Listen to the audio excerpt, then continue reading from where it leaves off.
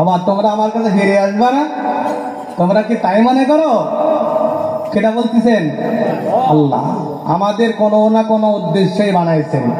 বাবা আমার গলায় কিন্তু সুর পদ না, আপনারা থাকবেন তো শেষ পর্যন্ত?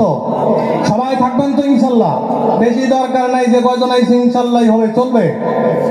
আমার যে কয় সময় পর্যন্ত টাইম দিচ্ছেন ঠিক টাইম সময় আমি নেমে যাব। আপনারা ধীর শান্তভাবে যদি বসেন, আমি কিন্তু এখানে কোরআন হাদিস নিয়ে বসিনি যে আপনাদের সামনে দেখি কিছু বলবো। কথা ঠিক কি ঠিক না? আপনারা যদি আমার সাথে থাকেন, আল্লাহ পাক যদি তিনি কথা বলার তৌফিক দেয়, তাহলে আমি বলতে পারবো। কথা ঠিক কি ঠিক না? আমার কোনো ক্ষমতা নেই। আমার কিন্তু এখানে একটা টাইম দেওয়া হয়েছে বসার, কথা বলার, কিন্তু আপনার আমার হায়াতের টাইম কিন্তু দেওয়া হয়। ঠিক কথা ঠিক না? দেখেন প্রত্যেক দিন কিন্তু হায়াত শেষ হয়ে যাচ্ছে, মানুষ বিদায় নিচ্ছে।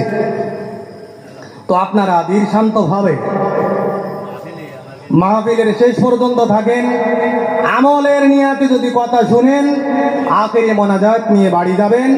আল্লাহ পাক রব্বুল আলামিন ঘোষণা করেন তাকে গুনাহ মাফ করে বাড়ি পাঠিয়ে দিবেন। জোরে কান সুবহানাল্লাহ। আল্লাহ পাক রব্বুল আলামিনের এই জগতে কয়েক শ্রেণীর মানুষ বাস করে। কয়টা কথা বলে আমরা সামনের মূল আলোচনায় যাব।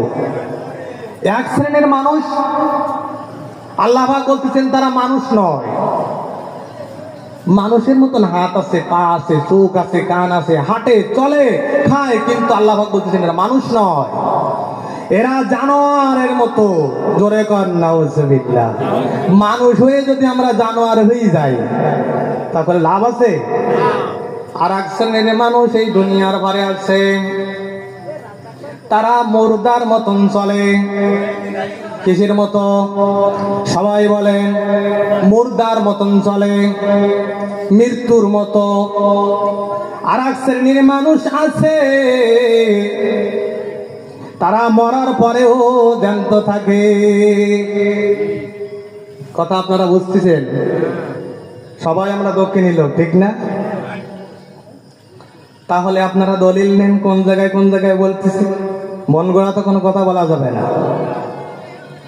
وَلَقَدْ زَرَعْنَا لِجَهَنَّمَ كَثِيرًا مِنَ الْجِنِّ وَالْإِنسِ لَهُمْ قُلُوبٌ لَا يَفْقَهُونَ بِهَا وَلَهُمْ أَعْيُنٌ لَا يُبْصِرُونَ بِهَا وَلَهُمْ آذَانٌ لَا يَسْمَعُونَ بِهَا أُولَئِكَ كَالْأَنْعَامِ بَلْ هُمْ